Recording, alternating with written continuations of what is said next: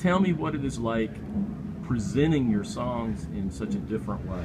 I mean, that's the kind of the strength of a song seems to be that you can present it in many different ways and still good. Definitely. Sure. It's really, to me, it's refreshing to us when we go through and translate or to transpose it into acoustic, and you capture a whole new essence, a whole new vibe, because you could take a heavy song, if you take time and change it, I think that lots of times people can pay more attention to the melody and the lyrics, and it becomes more cerebral than just an energy, because a heavy show is energy, you know, distorted guitar. If I was going to say one word, I'd say terrifying. Oh, it is Because terrifying. I'm a punk rock guitar player and loud. Like, turn it up. Let's just kind of be acoustic. There's no lying. So the first 2 There's weeks, definitely an honesty in it. yeah, but it's like you really need to play the guitar, and you know, I'm more concerned about jumping off of stuff at times than I am about playing, at least in my younger years.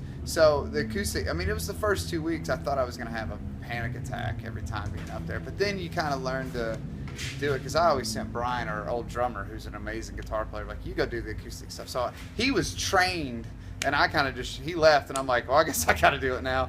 Ruh-roh, uh-oh. But I mean, at the end of all of it, we just, It's fun. It's a blast. it was very rewarding fun. to be able to take that stuff and shed a new light on it, and give it a new energy. And I think how it comes across acoustic, or what we're going for, is for the songs to kind of really be digested for what the feeling or the meaning that they're trying to convey. Because heavy energy is heavy energy, you know, distorted guitars, it conveys pretty much one type of energy.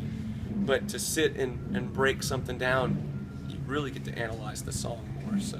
And get to hear songs that we don't get to hear every night. Like a song like "Proud of You" and stuff we do like that. different songs, deeper catalog that are cuts too. That's like one of my favorite moments, is hearing that song every night. And I don't play anything on it. I just sit there and kind of sing along with them. And that's so every night when that song, it's just like it's just one of the best songs I've ever. I had nothing to do with it, but I just sit back as a listener and be like, man, that's good enough when you get to the gates. Be like, hey. I was at least in the band that wrote this, right? Can I get in? Let me hold something. Hopefully we'll be able to convey at least a fraction of what he just said. Yeah, I know. At the show. I think it goes. I think that song every time. That's my favorite part. "Proud of You." It's off Division. It's just like the best song. We do get to play. That's the other thing for the best. fans, is they'll see a lot of songs that we don't normally play, because that's there's a lot of always stuff fun. off the records that are different, and piano songs and stuff. So it gives us the opportunity to go into the deep tracks as well. So. Hopefully it'll be good. We'll see. Maybe not. First day's in Knoxville, so. Let me ask you one more thing. If there was only one memory you could take from being in this band, Boy, that's a good question. 50 years from now, or whatever, you know, you're telling your grandkids, I was in this band and this is what it was like. What would that be? Mine would be playing Chino from the Deftones guitar on a song called "Head Up" that we played the very first show we ever played in 1998. It's a cover song of that. I got to play it with the band at the International, at the place I saw my first show when I was 13, that changed my life.